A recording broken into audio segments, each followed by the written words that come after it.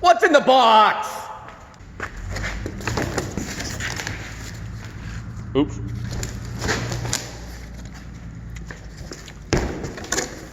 It's my new body kit.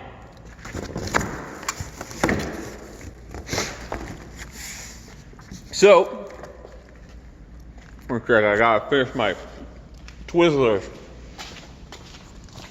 So, my new body kit just showed up, which is good, because if you've been following the build of the 240, it could use a bit of body. There's not a lot of body there right now.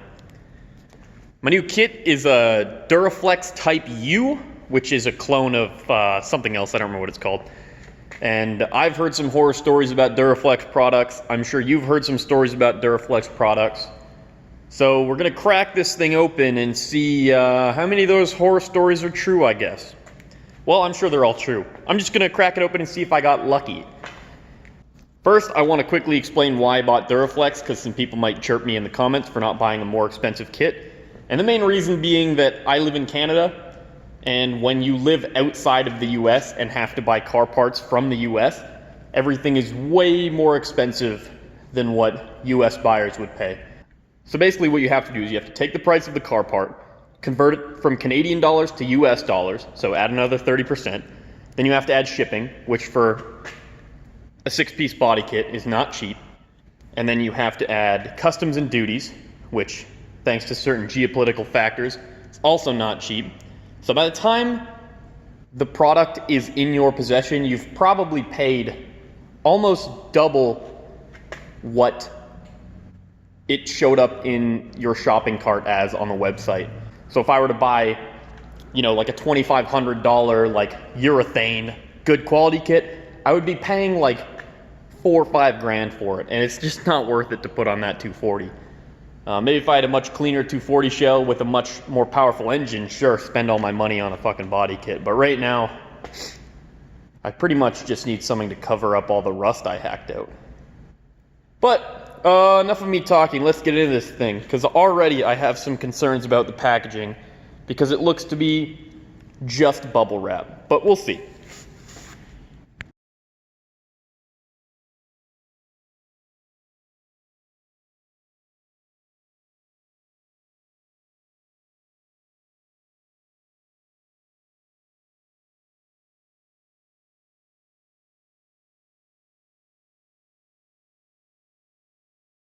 So I hung the bumper just to see how it fits.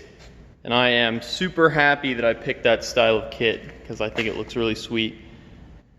That's not where the bumper is supposed to hang, so it's not exactly in the position it would be in. But keep an eye out for the biggest goddamn ricer in town next season. This thing is going to be a goddamn masterpiece of garbage engineering and just 3 years ago ricer style. I am so psyched. So I got the whole kit unpacked. I'm actually decently surprised. Whoa! Who's making sounds over there? I'm actually decently surprised with how the quality of it. It's not amazing quality. Some notable quality control issues are that none of the edges are straight. They're all super wavy, but that's not a huge deal. The only place it is a huge deal is right there, where that edge is one you can see if you're just looking at the car, and it's super wavy, which is a bummer. And then the big thing that pisses me off is that these over fenders are not even close to what I ordered. Not even a little bit. I'll show you a picture of what I ordered, and I'll show you these.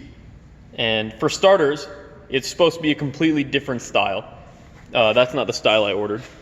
And also, in the pictures, the over fender completely goes up to the glass, and then covers that, covers this, covers that, and covers that. And it doesn't do any of that shit, because the ones they sent me are way smaller than I thought they were going to be.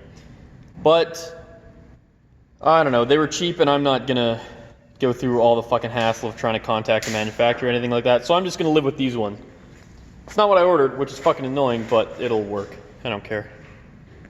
So now that the car runs, I am on a kind of a tight deadline to get it painted.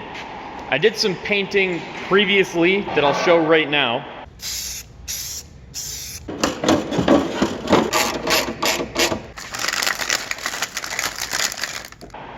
Wow, that was fun. And now I've got the passenger door ready for prep right now, and Brett got new wheels. They're so cool. They're kind of cool. Sorry, continue whatever you're doing. That was the end of the clip. So this door I'm going to use as a bit of a guinea pig for paint stripper. I'll strip the paint off chemically, and I'll see how that works, and if I like it, I'll also use it on the hood and some other parts, just because the previous owner, I don't know what he resprayed it with, but whatever this black stuff is, it just gunks up sandpaper so hard that it's really hard to get off. Hopefully paint stripper will take pretty easy care of that. I forgot to move this near the door, and I'm already smearing paint stripper all over it. Well, we're at for a Let's sizzle.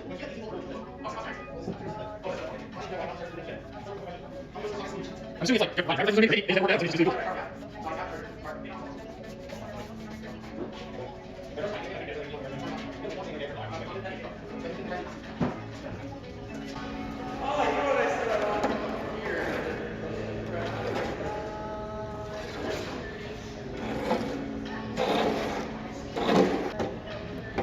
God, this stock color's so good. I hate that somebody tried to matte black it.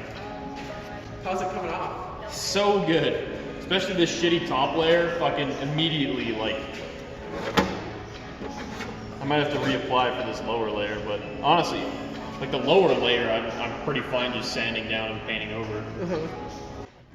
So that paint stripper did a really good job of taking off that gunky black layer, and now I'm just gonna hit it with some sandpaper to get it all nice and smooth.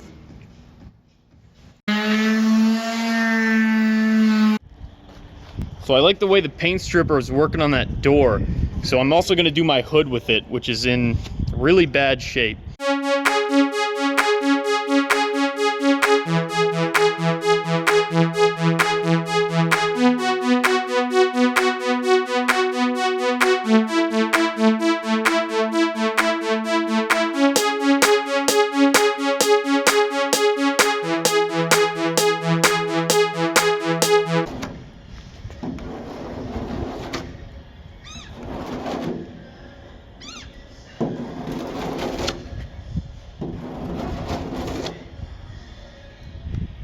Black paint is so garbage, it's even gunking up the paint thinner somehow.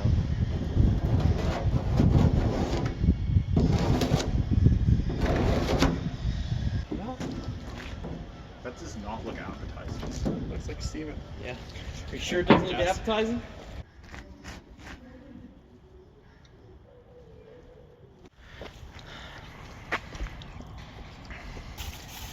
So both panels cleaned up really well with the paint stripper. There's a couple spots on the hood and a couple tiny ones on the door that I couldn't quite get no matter how much stripper I put on. So I'm just gonna go ahead and hit it with the pressure washer, and anything left after that is just gonna get sanded off.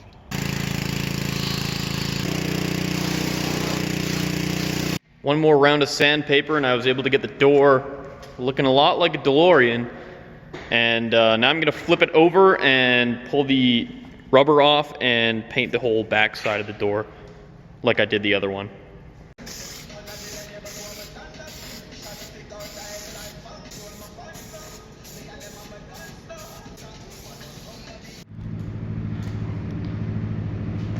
So this is the paint booth. The boys made it, I didn't help. I got my door set up in there. It's all completely bare. Just needs a quick cleanup and then it's good for paint. So that's the passenger side door done. I made a video on how I did that if you care. It needs a little bit more polishing, but I have to pick my battles right now. Now it's time to move on to the driver's side door. So now it's time to get the driver's side door. This is one I pulled off of a parts car. So it's not the one that came off this car. So now it's time to get the driver's side door. This door has a nice even coat of factory paint, so I'm not going to worry about paint stripping it. I'm just going to hit it with a sander.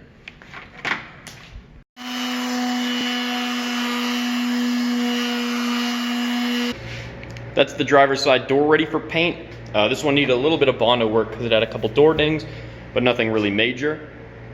For this door, I'm going to do the exact same thing as I did with the passenger side door, except I'm also going to put in a coat of filler primer, just because I didn't take this one all the way back to bare metal like I did the driver's side door.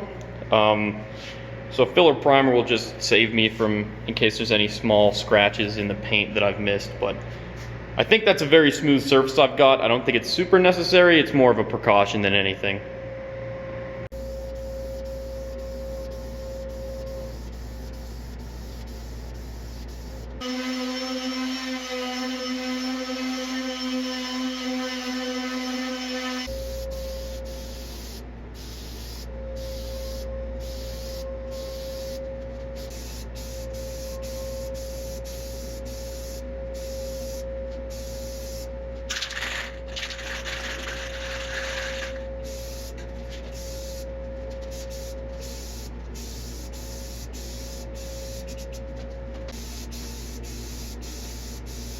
I got the driver's side door painted, and then I went ahead and put my wheels on and put the car back on the ground, which has not been done in 8 months.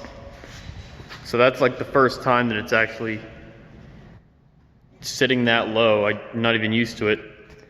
Now what I'm gonna do is paint the roof. I gotta get this one done on a bit of a deadline because I have to get a new windshield again, and yeah, I want the roof to be painted before then, just so that I can get in areas like that before they put weather stripping in it. The roof needed a little bit of Bondo work, so while that's drying, I am painting the hood, which is going very well. You might have seen in the last shot, I got my hater pipe cut out, and yeah, that is the hood after paint, but before clear coat. I'm waiting for the paint to dry just a little bit before I do clear coat. And yeah, looking good. So that's the hood done. It's covered in polish water right now, which is why it looks a little bit splotchy over there, but I assure you, it's pretty good, and pretty good's good enough. The next thing I did, if I can teleport real quick here, was paint the roof. Now I can't exactly bring my car upstairs and put it in the paint booth, so I did the next best thing and made a shitty paint booth around my car. This was necessary because, like, you can see by looking at Brett's car here that it's so dusty in our shop that if I would have painted my roof with nothing covering it, it would have been ruined immediately. But nevertheless, the shitty paint booth worked, and it worked actually really well. I think the roof so far is looking like the best panel on the car. It still needs to be wet sanded and polished, but the clear coat's still not quite dry enough yet for that, so back into the paint booth it goes for now. I think this video is getting a bit long, so I'm going to end it here. What I will say is that I'm on a very tight deadline right now to get this car running and driving, so I assure you that the next video will have the first drive of this car in it. Hopefully that'll be out pretty soon here, so stay tuned. And thanks for watching.